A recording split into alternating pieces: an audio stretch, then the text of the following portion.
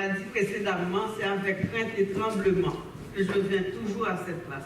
Je suis tellement confortable en arrière, mon calepin, mon crayon, je prends des notes. Je suis bonne là-dedans, j'aime ça. Mais être en avant, j'ai peur, je tremble.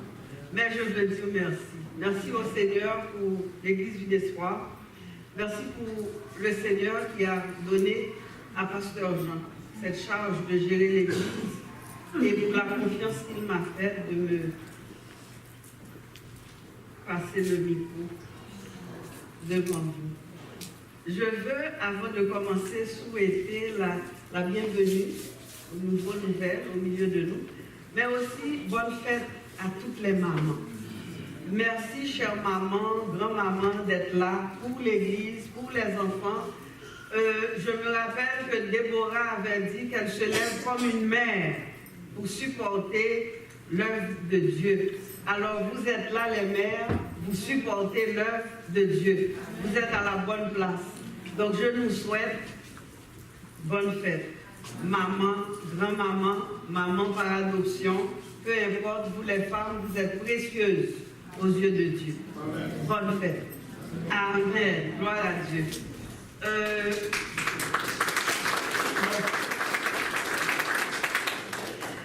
Je veux débuter par la prière. Vous allez vous incliner, je vais encore prier. Seigneur, merci. Merci du privilège que tu nous as accordé d'être ici, dans ce lieu, dans ta présence. Merci pour l'équipe de louanges qui nous avait conduits dans une louange qui est montée devant toi certainement. Et tu prends plaisir lorsque tes enfants te louent. Père, le moment est venu pour que tu nous parles, pour que tu nous exhortes, pour que tu nous encourages. Nous attendons de toi. Saint-Esprit, viens. Je te prie maintenant. Viens. Remplis nos cœurs. Remplis-nous. Donne-nous ton onction, ta grâce. Et permets que nous ne venons pas pour écouter seulement, mais pour prendre note et mettre en pratique. Père, nous t'appartenons. Nous sommes à toi. Nous te prions maintenant. Merci pour tout ce que tu vas faire. Au nom de Jésus. Amen. Amen. Gloire à Dieu. Merci Seigneur. Comme je dis toujours, quand le Seigneur me rencontre avec une parole, il me donne toujours cette opportunité de partager cette parole. Et c'est le cas pour ce matin. J'ai eu beaucoup de tristesse, beaucoup de douleur pour une de mes filles qui était dans l'église, qui a quitté l'église, et puis ça venait me chercher, ça me faisait très mal, et je sais qu'est-ce qu'il y a dehors, fait qu'une mère, ça s'inquiétait, mais le Seigneur a vite fait de me rassurer par ce passage que nous allons partager ensemble. Alors, sans plus tarder, vous allez ouvrir vos Bibles dans Juges, le chapitre 2, et nous allons faire un exercice avec moi. Je ne vais pas être debout seul longtemps. Vous allez vous mettre debout, on va lire ensemble. Juste pour briser la routine. Hein, je suis désagréable. Hein? Debout avec moi. Josué, le chapitre 2, les versets 1 à 4. Josué. Josué. Pas juge, Josué.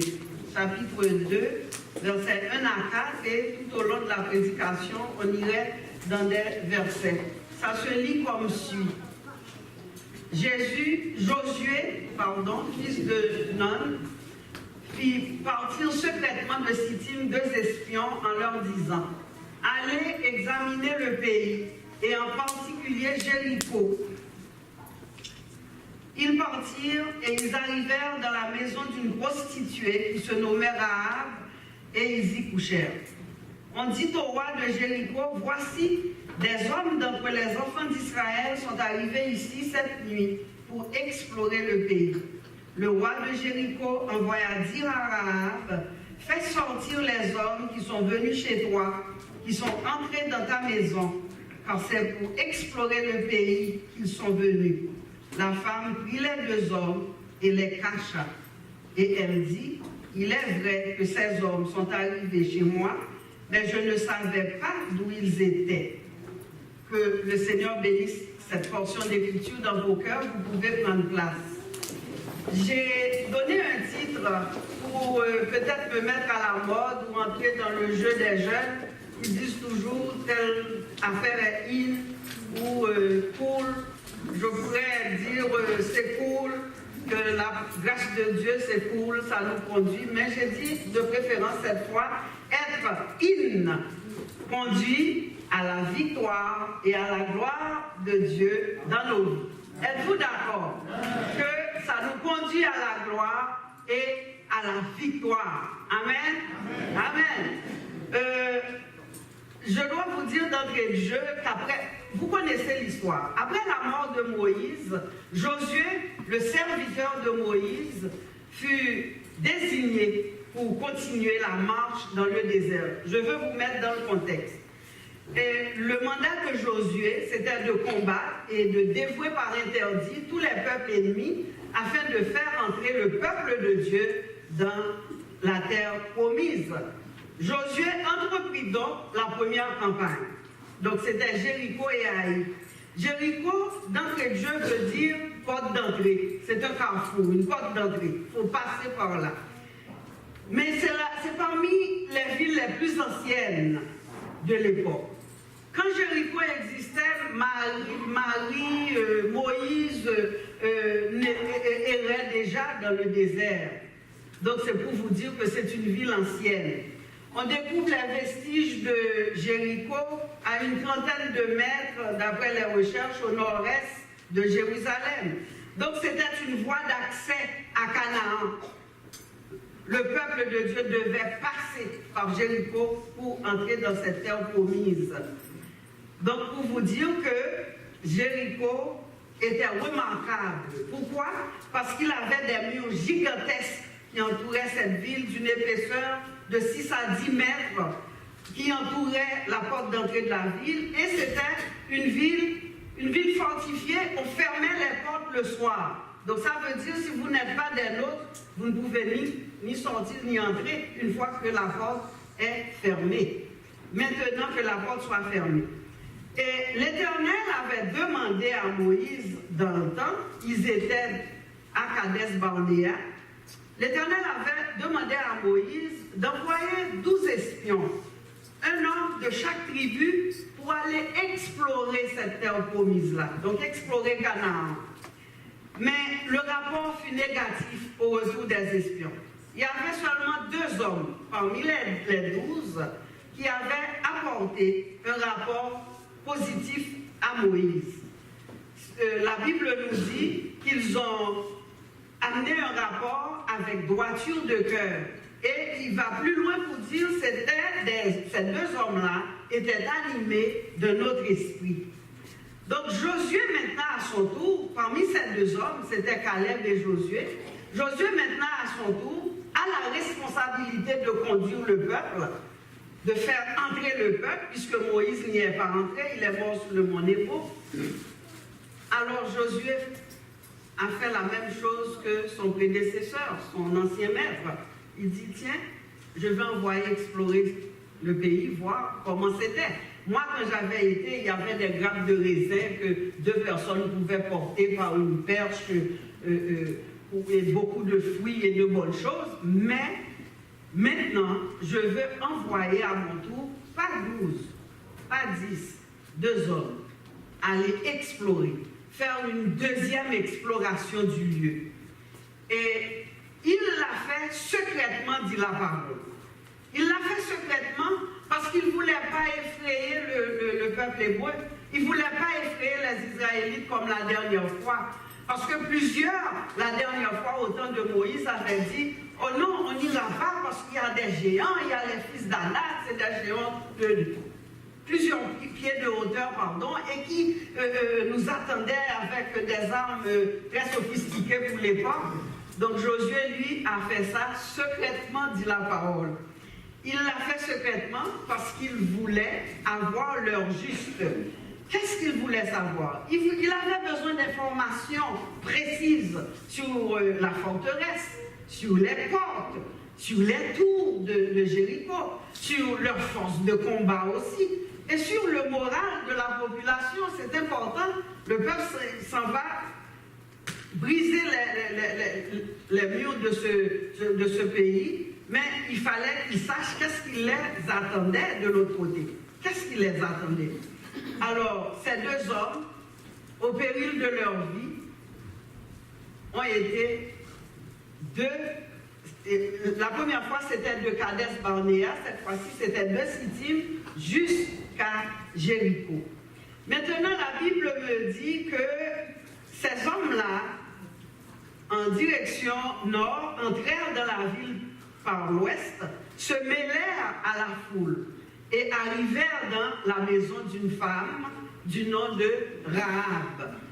Et vu qu'il était tard, ils y couchèrent. Cette femme était une prostituée. On a voulu, du temps d'un historien, d'après les recherches que j'ai faites, un historien latin, je ne sais pas si le pasteur Jean-Emmanuel, je pense que c'est Fabien Joseph, qui voulait faire passer Rahab pour une aubergiste. Mais de la traduction de l'hébreu au grec, ça nous fait comprendre par deux versets dans le Nouveau Testament que Rahab était une vraie prostituée. Parce que quand on lit dans Hébreu 11, 31 ou dans Jacques 2, 25, on voit vraiment que Rahab était une prostituée. Pourtant, cette prostituée devient un des visages emblématiques du récit de Josué. Amen? Ça va jusque-là? Je dois aussi vous dire que dans la société cananéenne, la prostitution était sans doute considérée comme acceptable. Parce que Rahab, tous les hommes passaient par sa maison. Mais laissez-moi aussi vous dire que la culture n'étouffe pas la conscience sur le bien ou sur le mal. parce que comme vous le savez, l'Éternel Dieu a créé l'homme avec la conscience du bien et du mal. Donc, ça veut dire que Rahab savait que ce n'est pas nécessairement bon ce qu'elle pratiquait, la prostitution qu'elle pratiquait. Donc, on a compris que Rahab était pris dans un engrenage. Peut-être n'avait-elle pas d'autres moyens, c'est moi qui le dis, la Bible m'a rien dit là-dessus. Peut-être qu'elle n'avait pas d'autres moyens à l'époque pour prendre soin de sa famille, qu'en sais-je. Mais sans nul doute, je sais qu'au fond de son cœur, elle rêve d'une vie, elle rêvait d'une vie meilleure. La religion aussi des Cananéennes était une religion de prostitution, puisque tous les temples étaient sacrés et on pratiquait de la prostitution sacrée, entre guillemets, pour vous expliquer que les dieux qu'ils servaient, c'était Moloch, il y avait parmi les dieux qu'ils avaient Baal, l'autre Moloch faisait passer au feu, brûler vif des enfants. Donc on a compris toutes ces mauvaises actions-là sont considérées comme de la prostitution devant Dieu. Amen. Alors le Seigneur ne met pas de sceau sur l'attitude de Rahab non plus. Donc nous n'allons pas non plus ignorer que l'Éternel est au fait de tout. Il n'ignorait pas ce qui se passait à Canaan. Il a promis quand même à Abraham qu'il lui donnerait à lui et à ses descendants un pays où coule le lait et le miel. Une chose est certaine, la parole déclare que Dieu n'est pas un homme pour mentir, ni fils d'un homme pour se repentir. Ce qu'il a dit ne l'exécutera-t-il pas? Point d'interrogation, la suite de l'histoire nous le prouvera et il exécute ce qu'il dit. Des promesses, nous en avons tous. J'en ai, vous avez, tout le monde reçoit, enfant de Dieu, des promesses. Même quand on n'est pas enfant de Dieu, quelqu'un peut vous promettre des choses. Cependant, nous avons une démarche à faire. En tout cas, Rahab m'est très inspirante. Comme cananéenne, comme une femme païenne, elle m'inspire beaucoup, son exemple.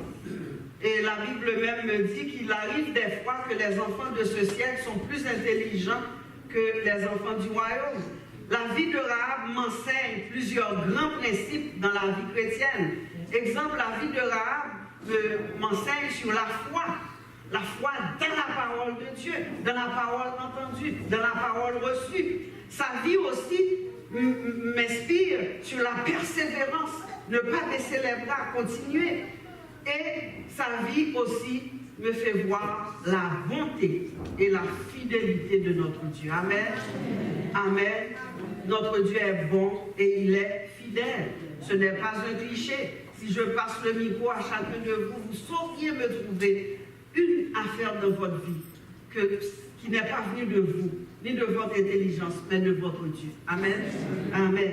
Gloire à Dieu. Alors je disais donc que ça m'enseigne de grands principes. En premier lieu, la première leçon que l'histoire le récit de Rahab m'enseigne, c'est la foi dans la parole de Dieu. Diapo 4, la foi dans la parole de Dieu. Que dit la parole de Dieu? Il dit ainsi, la foi vient de ce qu'on entend, et ce qu'on entend vient de la parole de Christ. Nous trouvons ça dans Romains 10, 17. Rahab était une femme je m'explique, c'était une femme branchée, une femme qui s'accroche. Elle s'informa de tout. Elle est au courant de tout ce qui se passe de l'autre côté de la muraille. Mais d'ores et déjà, je dois vous dire que Rahab habitait sur la muraille de Jéricho. Et vu la position de sa maison sur la muraille, elle contrôlait tout ce qui se passait de l'autre côté des murailles. Tous les caravaniers qui venaient, souvenez-vous, je vous ai dit, c'est une porte d'entrée, tout ce qui venait, entrait et sortait, passait par la maison de Rahab. On peut dire qu'elle était une entraîneuse et que ça faisait le grand plaisir de ses concitoyens parce que là où elle est placée, puis elle est ouverte à recevoir tout le monde. Donc ces hommes venus de l'Orient, ces deux hommes-là, jasaient, apportaient des nouvelles. Rahab, ses oreilles étaient bien branchées pour écouter les nouvelles que ces hommes-là véhiculaient, apportaient, parlaient, partageaient. Elle a entendu les miracles qui se sont accomplis par le Dieu des Israélites. Elle a entendu comment les Égyptiens qui retenaient Israël captif et comment Dieu les avait sauvés de cette captivité, de l'esclavage. Et pour cela, Dieu a fait sécher la mer pour que son peuple puisse passer à pied sec.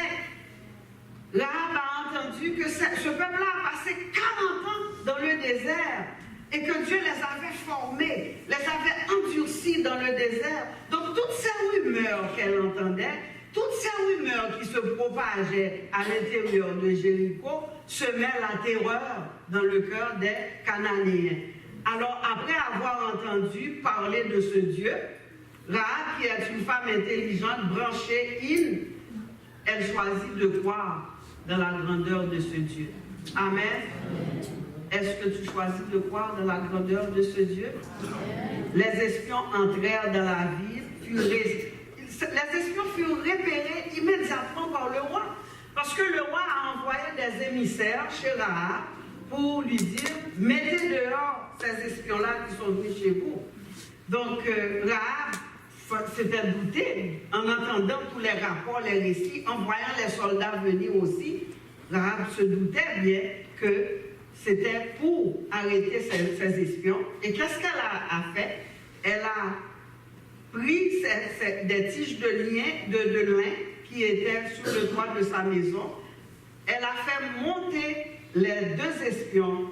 Elle les a cachés dans les tiges de lin, au milieu des tiges de lin, sous le toit, dans un premier temps.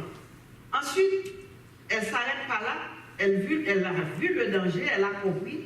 Elle a fait descendre ces hommes avec une corde par la fenêtre de sa maison qui était sur la muraille. Donc elle avait accès à l'autre côté. Donc vu que sa maison était sur la muraille, elle a amené sa corde, elle l'attacha et fait descendre les espions par la muraille. Rahab, on va dire, a agi avec bienveillance envers les espions. Elle fit exactement ce que l'apôtre Jacques nous enseigne dans le Nouveau Testament. Il nous dit, il en est ainsi de la foi. Si elle n'a pas les œuvres, elle est morte en elle-même. Mais quelqu'un dira, toi tu as la foi, et moi j'ai les œuvres. montre-moi ta foi sans les œuvres, et moi, je te montrerai la foi par mes œuvres. Amen. La foi sans les œuvres est une foi morte. Rahab a cru, elle a agi avec bienveillance d'après la conviction qu'elle a reçue de tous les rapports qu'elle a entendus sur le peuple hébreu de l'autre côté de la muraille. Donc c'est pour vous dire que Rahab a entendu. Rahab a entendu. C'est pour cela qu'on avait dit précédemment, la foi vient de ce qu'on entend. Elle a entendu. Et ça a germé la foi dans son cœur. Et elle a posé un acte de bienfaisance par rapport à sa conviction, à sa foi. Nous avons l'exemple justement d'Abraham, notre père. Dieu lui a donné la promesse dans Genèse 12. Abraham a cru. L'Éternel lui a dit de te déplacer de chez tes parents.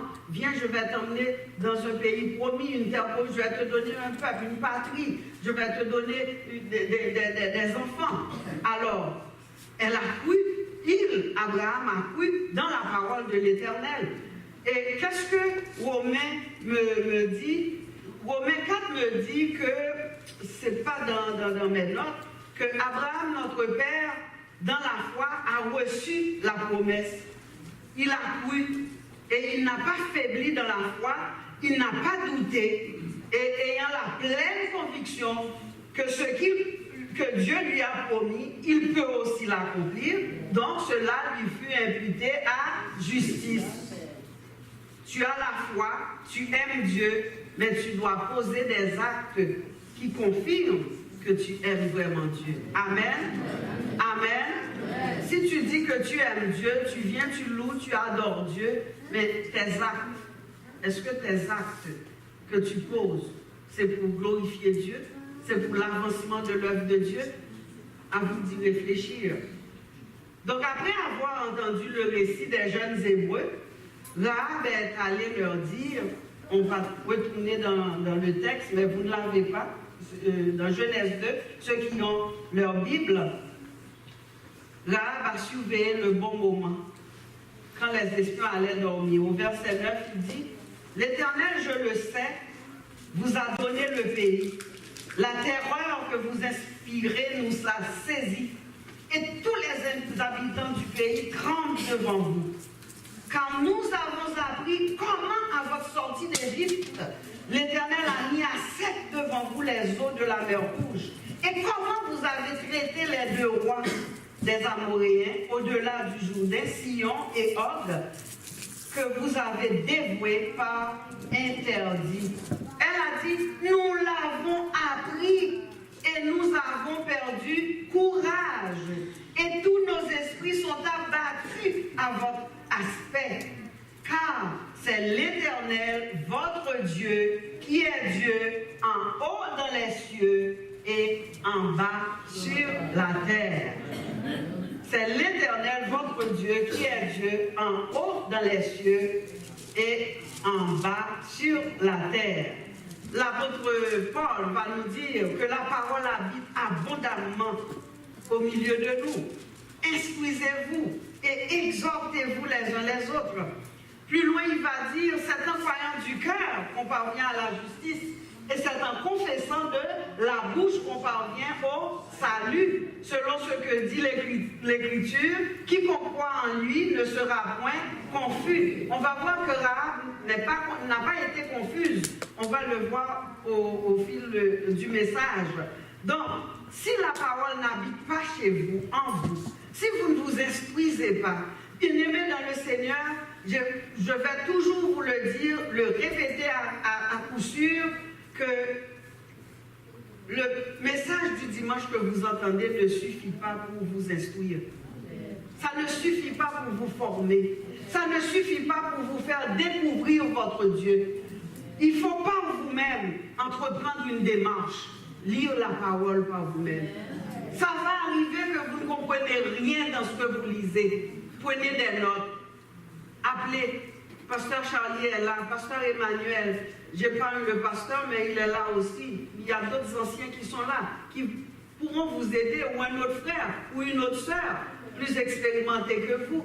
Il faut lire la Bible, de même que vous mangez chaque jour. Vous avez l'air que vous respirez. Lisez, s'il vous plaît, votre parole. Lisez la parole de Dieu. Instruisez-vous, dit l'apôtre Paul.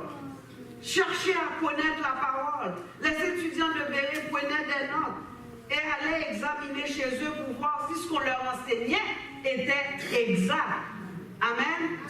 Donc c'est notre responsabilité de lire la parole, de connaître la parole de Dieu et aussi de mettre en pratique la parole.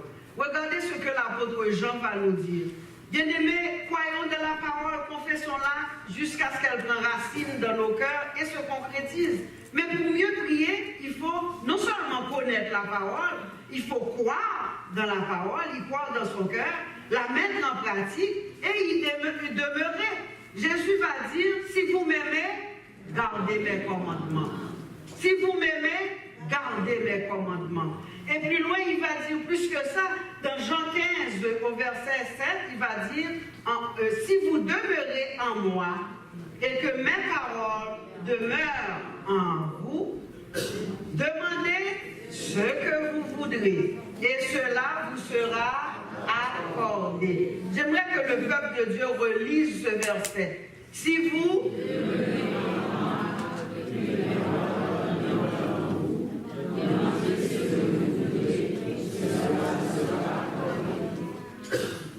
demandez ce que vous voudrez.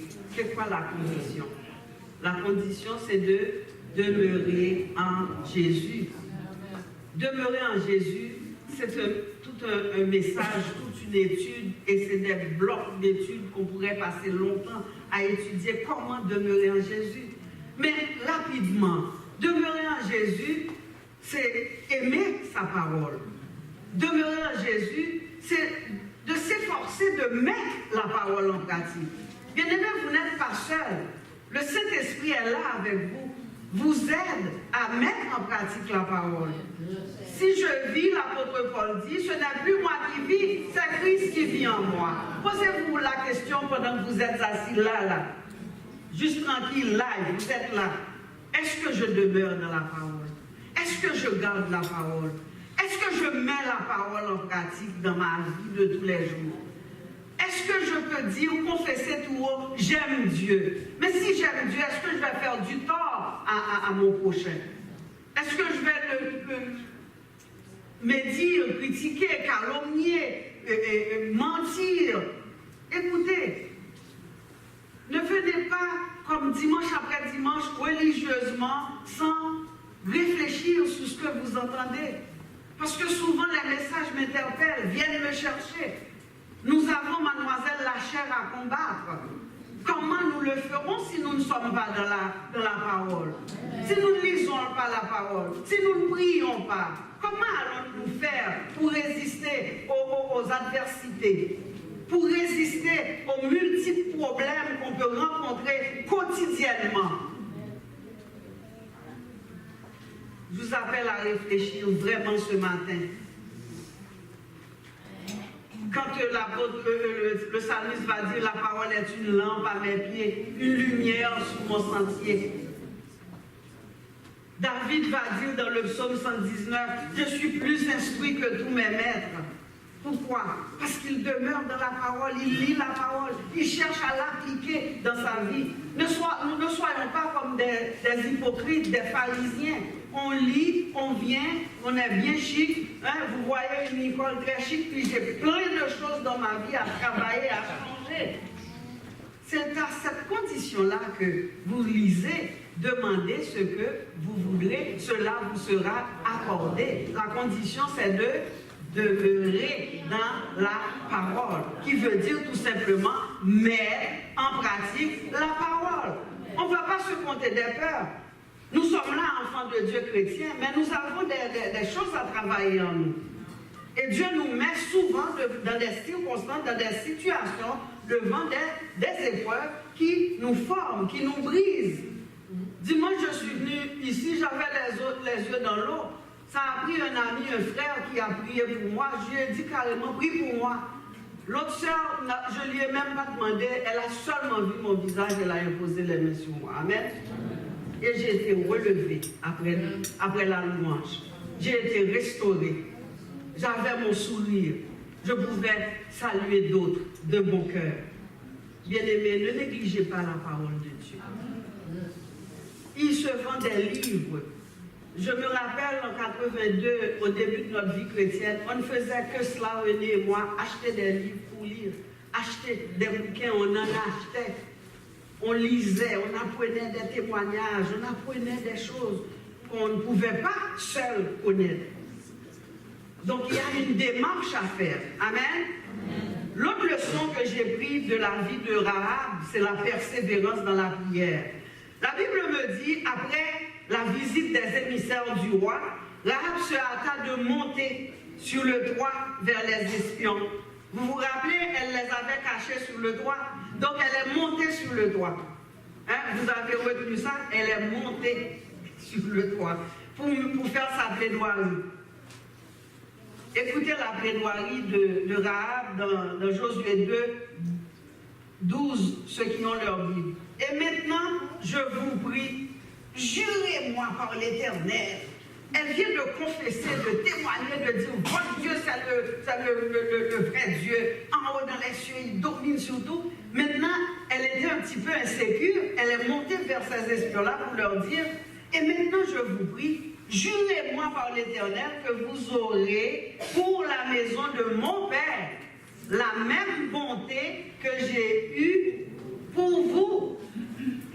Donnez-moi l'assurance que vous laisserez vivre mon père, ma mère, mes frères et tous ceux qui leur appartiennent, et que vous nous sauverez de la mort. Josué 2, 11 à 13.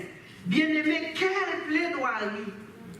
À cette remarquable profession de foi, à cette insistance, cette persévérance, les deux espions n'avaient aucun choix de dire ok, je vais sceller une alliance avec vous. Alléluia, j'aime les alliances, parce que notre Dieu est un Dieu d'alliance. Notre Dieu est le Dieu des alliances.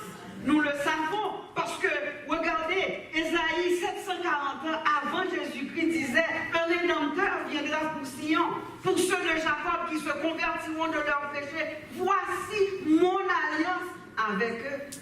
Dieu est le Dieu des alliances. Dieu a fait alliance avec Abraham, lui disant, je te donnerai un peuple, je te donnerai un pays, un nom. Dieu est le Dieu des alliances. Dieu a fait alliance avec nous.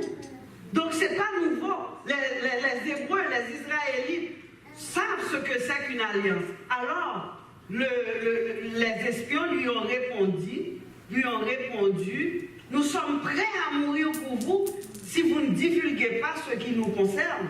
Et quand l'Éternel vous donnera le pays, nous agirons envers toi avec la bonté et la fidélité. Donc le sauvetage en deux temps. En premier temps, il les a fait monter sous le toit. Deuxième temps, regardez au verset 15, pour ceux qui ont leur Bible, elle les fit descendre dans une corde par la fenêtre, car la maison qu'elle habitait était sur la muraille. Donc, les hommes ont pris un engagement. Ils lui ont dit, oui, nous allons sauver votre famille. Oui, nous allons faire une alliance avec vous. Nous allons vous donner un fil écarlate, un cordon écarlate, un fil cramoisi, de sorte que votre maison, ma chère Rahab, va être protégée le jour du carnage. Ce n'est pas nouveau pour les Israélites, encore une fois.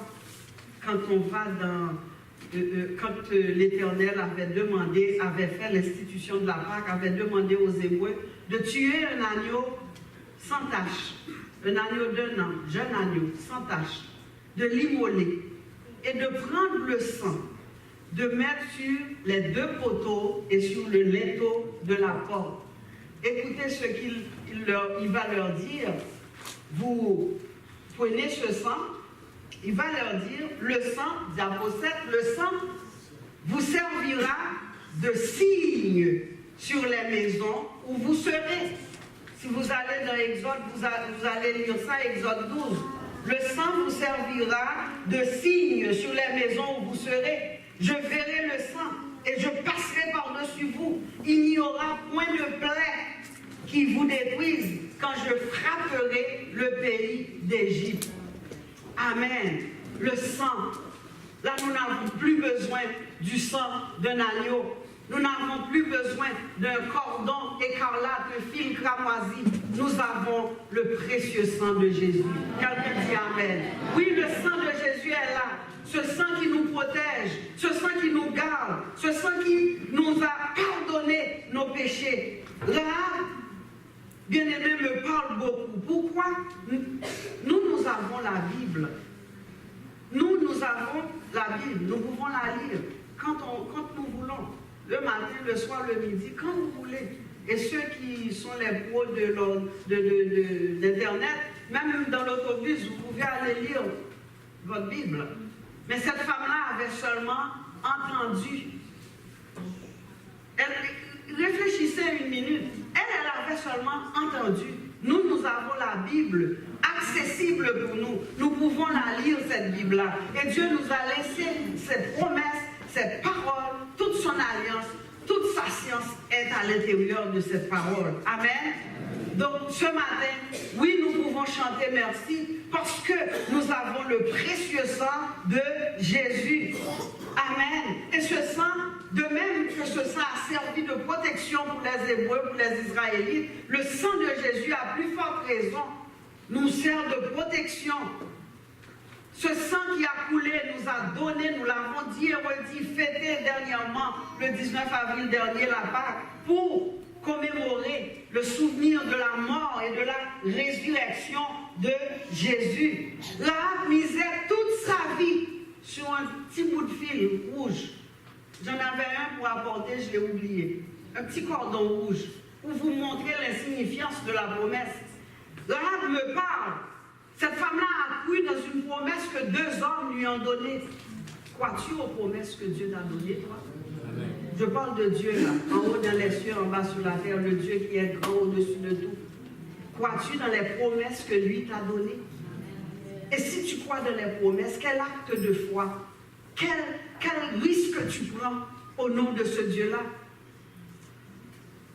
Quel risque tu prends? Je me souviendrai toujours qu'en 85, le Seigneur a dit à mon mari, vends la maison, retourne en Haïti. On avait les enfants, la maison, l'auto, tout le kit là. Puis il fallait faire ça. On a obéi immédiatement. Et quelle grâce et quelle bénédiction ça a été pour notre vie. Je ne sais pas, je ne peux pas vous dire si cette courbe-là, on a vendu, démissionné de Bell Canada, dans la boîte, on s'en va.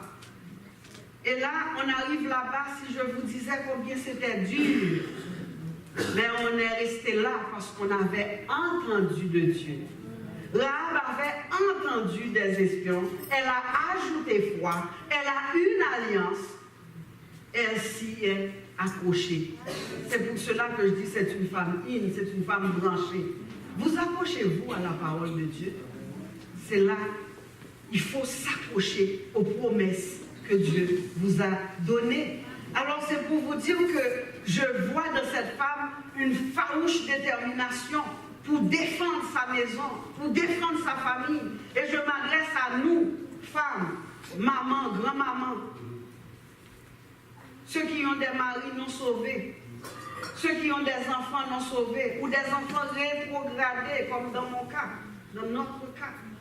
Ceux qui ont un neveu, une nièce, une voisine, collègue de travail non sauvé. Rahab insista, Rahab persévéra dans son intercession. Rahab se tenait devant ces hommes-là.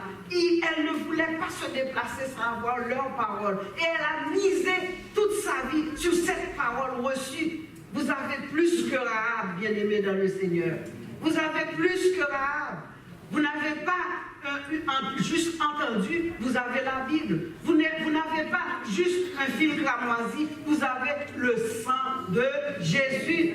Peut-on ouvrir la bouche et dire le sang de Jésus? Encore avec plus de conviction, le sang de Jésus. Peuple de Dieu, le sang de Jésus. C'est ça votre garantie. Alléluia. C'est le sang de Jésus, votre garantie. Alors si vous êtes comme Rahab, Rahab n'a pas douté par l'incrédulité. Rahab a pris, écoutez le risque.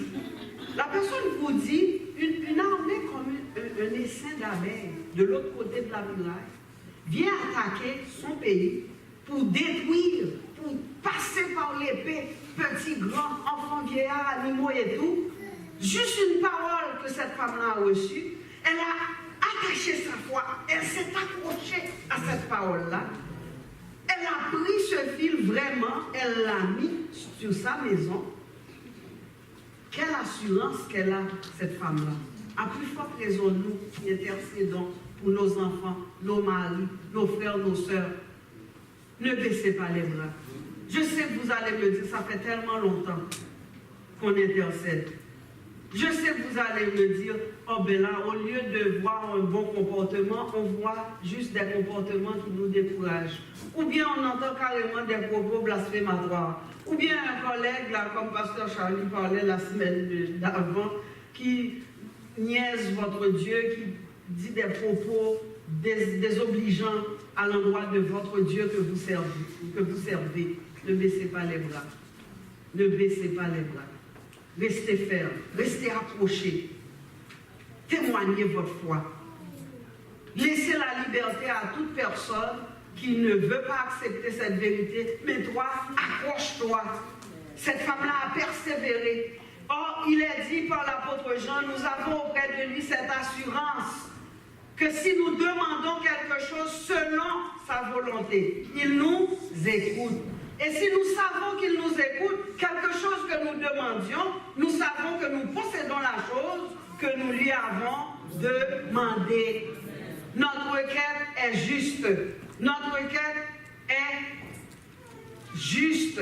Notre requête est dans le plan de Dieu. C'est dans la volonté de Dieu. C'est dans la ligne de Dieu que nous intercédons pour nos enfants, pour nos maris. Dieu veut que nous intercédions pour les âmes perdues. C'est ça notre job, notre travail. Intercédons pour les âmes perdues. Intercédons pour nos enfants. Ne baissez pas les bras. Vous allez me dire, oui, ça fait longtemps que j'ai pris, c'est vrai. Oh non, ça fait longtemps, j'entends rien que des choses négatives dans mes oreilles. C'est aussi vrai. Mais je vais vous dire une chose. Le Seigneur a fait une alliance avec vous. Et ce que vous avez demandé est juste. Ce que nous demandons est juste. Le salut de nos enfants, le salut de nos maris, le salut de notre famille, de notre maison. Rahab s'est fait insistante. Elle a insisté. Elle a dit, vous allez sauver tous ceux qui m'appartenaient. Mon père, ma mère, mes frères, mes sœurs. La Bible dit, tous ceux qui lui appartenaient. Bien-aimés, ne vous asseyez pas sur vos lauriers. Allez dans la prière et dans l'intercession. Dieu veut sauver, mais Dieu attend vos prières, vos intercessions pour les âmes perdues. C'est lourd, c'est pesant, mais c'est une réalité, c'est une vérité. Je vous dis, j'avais les deux bras baissés dimanche, mais Dieu m'a recrinqué pour me dire, si Rahab qui avait seulement entendu 2 hommes, un rapport, un fil, elle s'est accrochée. Mais pourquoi toi tu ne t'y accroches pas? Pourquoi tu ne tiens pas fermement le manteau de ton Dieu? Pourquoi tu n'insistes pas?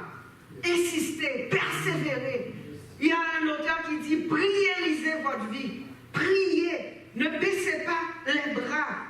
Je bénis le Seigneur pour Ésaïe qui prophétisait disant dans Ésaïe 49 que je combattrai pour vous, je sauverai vos enfants. Et plus loin, Jérémie va dire au verset, le diapo 8, ainsi parle l'Éternel, retiens tes pleurs, retiens les larmes de tes yeux, car il y aura un salaire pour tes œuvres, dit l'Éternel. Ils reviendront en parlant de tes enfants, de tes proches. Ils reviendront du pays de l'ennemi.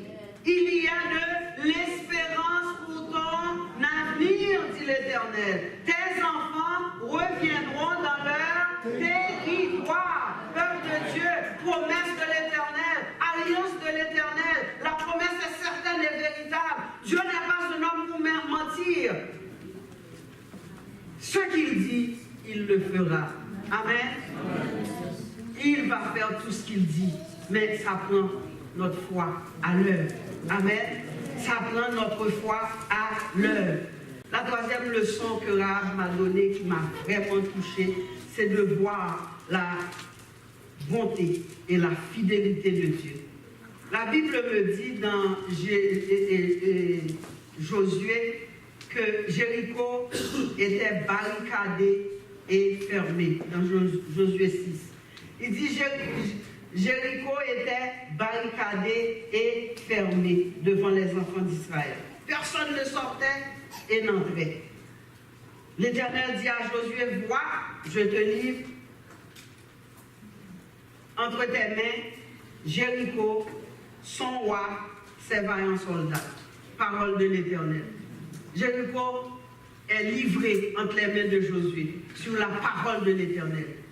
Et Jéricho a été rasé, détruit. Pourquoi? Parce que la bouche de l'Éternel a parlé.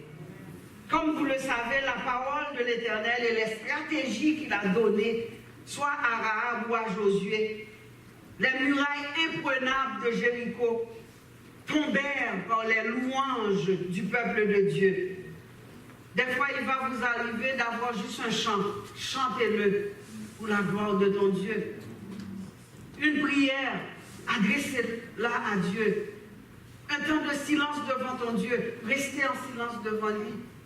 Bien-aimé, la vie chrétienne, c'est une vie proactive. Tu ne peux pas juste t'asseoir, je suis chrétien, amen, alléluia. Non. Il faut aller dans la prière, dans la parole. Et la prière a beaucoup de force quand elle est basée sur la parole de Dieu. Amen. Amen. Donc, vous avez vu que Jéricho est tombé et les espions ont respecté l'alliance qu'ils avaient faite avec Rahab. Donc Dieu lui-même nous dit, tu dis et la chose arrive. Tu ordonnes, elle existe. Rahab a fait du bien, a agi avec bienveillance avec les espions. Eh bien Dieu a entrepris de la bénir au retour. Parce qu'il a dit à Abraham, je bénirai ceux qui te béniront. Et je maudirai ceux qui te maudiront. Et toutes les familles de la terre seront bénies en toi. Parole de l'Éternel. Et Josué 6, 22 va nous dire, Josué dit aux deux hommes qui avaient exploré le pays, il leur a donné des commandements précis, entrez dans la maison de la femme prostituée, faites-en sortir cette femme et tous ceux qui lui appartiennent, comme vous le lui avez juré. Donc Josué leur a dit de respecter l'engagement qu'ils avaient pris à Rahab. Et Josué laissa la vie à Rahab, la prostituée, son père, sa mère, ses frères, ses sœurs et tous ceux qui lui appartenaient. Diapo 10, tous ceux qui lui appartenaient. Donc c'est pour vous dire que Dieu est fidèle pour exécuter ce qu'il a dit. Le psaume 33, 9 nous dit, il dit et la chose arrive. Il ordonne et elle existe. Et je lisais dans les psaumes dernièrement, un psaume de David, le psaume 31, il dit, mes destinées sont entre tes mains. J'ai compris que les destinées de Rahab étaient entre les mains de l'Éternel. Amen. Vos destinées sont entre les mains de votre Dieu. Les destinées de Rahab étaient entre les mains de Dieu. On peut le voir par la suite. C'est que cette femme-là qui était prostituée, cette femme-là qui n'avait pas de nom, cette femme-là qui était une femme fragile, précaire, sa condition changea. Elle quitta sa vie de prostitution. Que nous dit la parole? Les choses anciennes sont passées, toutes choses sont devenues. Ah ben maintenant, Rahab est Madame Salmon. Elle est plus Rahab la prostituée. Une nouvelle identité, un nouveau nom, une situation changée. Qui d'autre que ton Dieu peut renverser le cours de ta vie? Qui d'autre que ton Dieu peut tracer d'avance la ligne de ta vie et te faire entrer dans cette destinée-là? Dieu a fait entrer Rahab dans cette destinée. Le héros de l'histoire, c'est bien Dieu, l'éternel Dieu, parce que c'est lui qui a suscité que Rahab entre dans cette destinée-là. Et c'est ça qu'il va faire pour toi, pour moi, pour chacun de nous ici. Amen. Parce que Habakkuk va dire c'est une prophétie dont le temps est déjà fixé. Elle marche vers son terme et elle ne mentira pas. Si elle tarde, attends-la, car elle s'accomplira certainement. Rahab est in. Et parce qu'elle est in, ça lui a amené à la victoire. Elle est branchée, ça lui a conduit à la gloire de Dieu dans sa vie. Si tu crois, tu verras la gloire de Dieu. Rahab a cru, elle a vu la gloire de Dieu. Son nom est cité dans la galerie de la foi. Si vous allez dans Hébreux 11, vous allez voir au verset 40 que Rahab, la prostituée, a obtenu miséricorde et grâce devant son Dieu. Vous avez votre Bible en lisant dans Hébreux 11, le verset 31, dit c'est par la foi que Rahab, la prostituée, ne périt pas avec les rebelles, parce qu'elle avait reçu les espions avec bienveillance. Et bien plus que cela, on parlera toujours de Rahab. Bien-aimés, nous sommes en 2019, nous parlons encore de cette femme. Non seulement elle est mariée à Salmon, Salmon a marié la Moabite, oui, elle a eu Obed. Elle a eu d'abord Boaz. Boaz a eu Obed. Obed a engendré Isaïe. Isaïe est le père de David.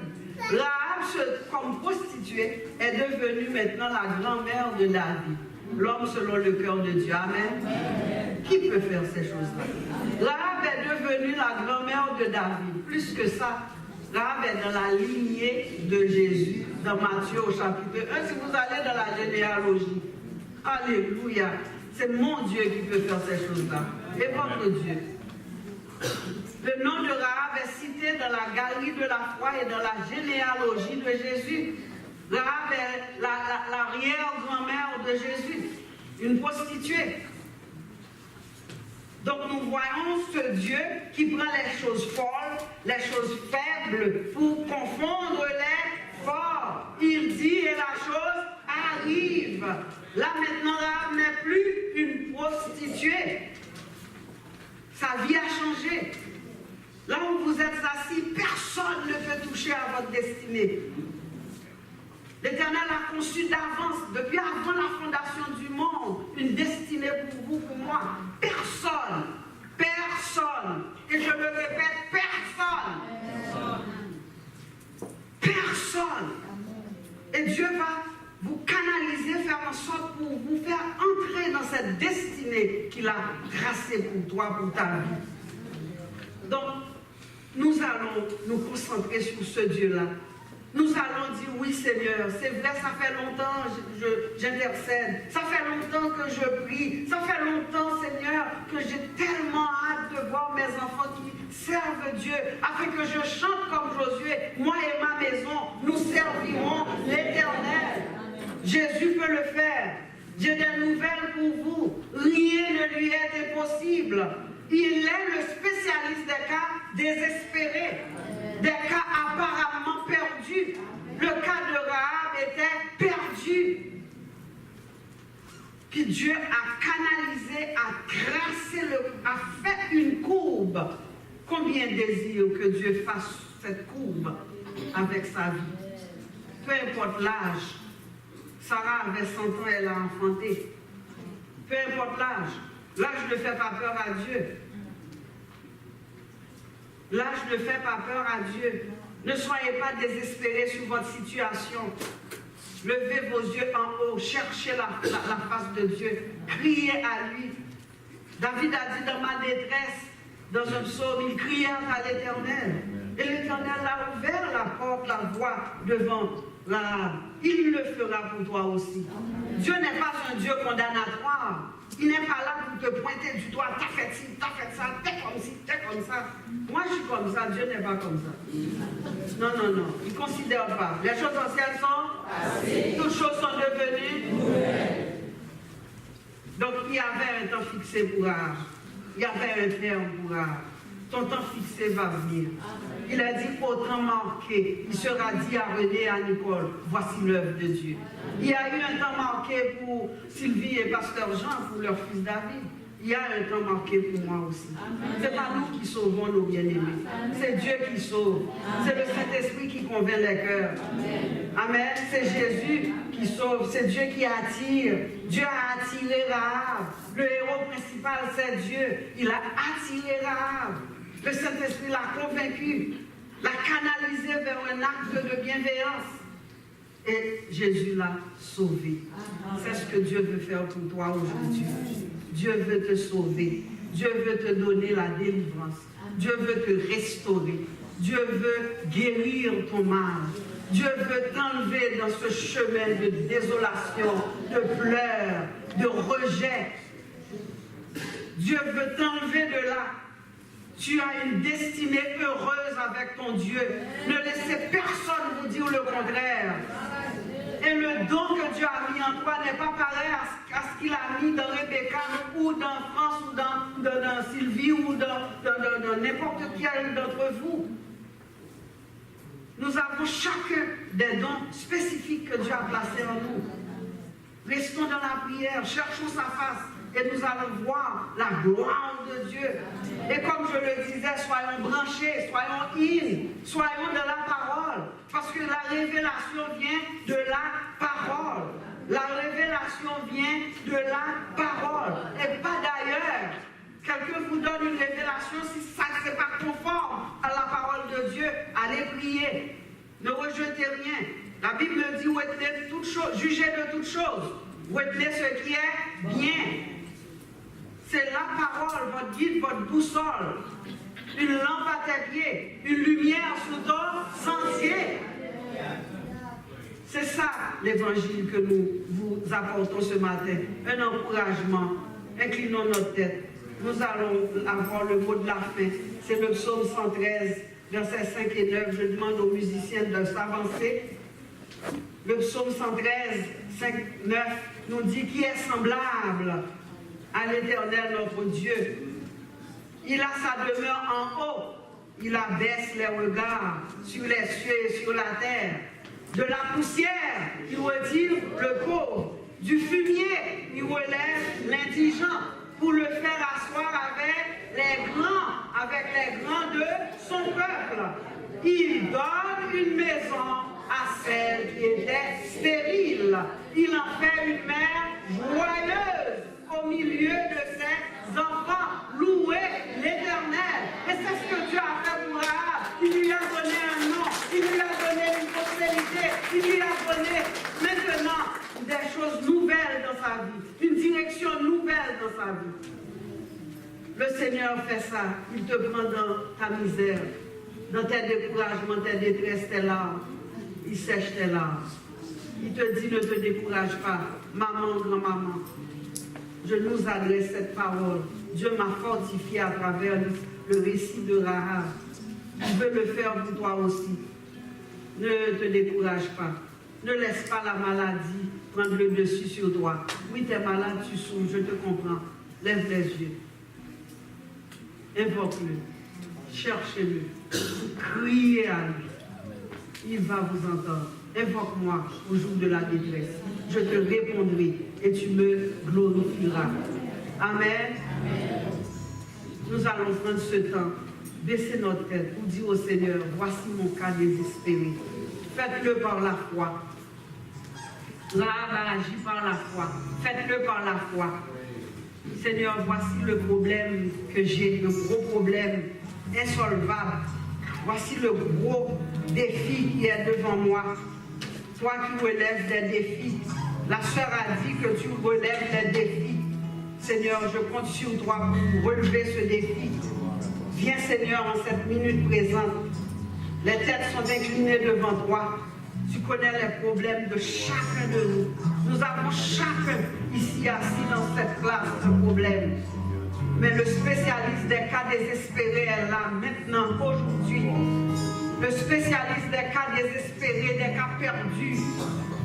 Un diagnostic qui vient de nulle part, qui t'effraie, qui te fait trembler. Une arthrose, une arthrite. Un mari qui ne te comprend pas. Des enfants qui ne sont pas soumis ou obéissants. Le spécialiste des cas désespérés est là maintenant. Il veut résoudre ton problème. Aujourd'hui, c'est le temps marqué pour toi. Aujourd'hui, c'est le jour du salut. L'Éternel est favorable aujourd'hui. Oui, peuple de Dieu. Ouvrez vos cœurs. Laissez entrer ce roi de gloire afin qu'il puisse se glorifier dans ta vie. Alléluia. Prions le Seigneur. Père tendre et secourable, au nom de Jésus, au nom du sang versé à la croix, nous approchons de toi pour te dire, nous voici avec nos bobos, nos problèmes, nos soucis. Seigneur, nos défis, nous te les remettons. Nous les apportons devant toi, sachant que tu n'as pas cessé d'agir aujourd'hui en 2019. Tu agis encore aujourd'hui. Accorde-nous cette grâce comme maman, grand-maman.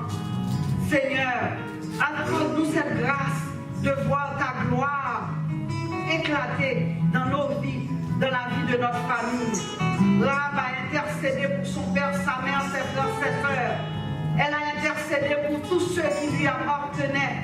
Elle a eu gain de cause parce que tu es l'Éternel, le Dieu en haut, dans les cieux, en bas, sur la terre. Le Dieu qui ne change pas, le Dieu qui dit que la chose arrive. Le Dieu devant lequel tous genou fléchissent. Oui, Seigneur, nous croyons en toi. Oui, Seigneur, nous croyons dans tes promesses. Nous croyons dans l'alliance que tu nous as faite. Tu nous as dit, voici l'alliance que j'ai faite avec toi.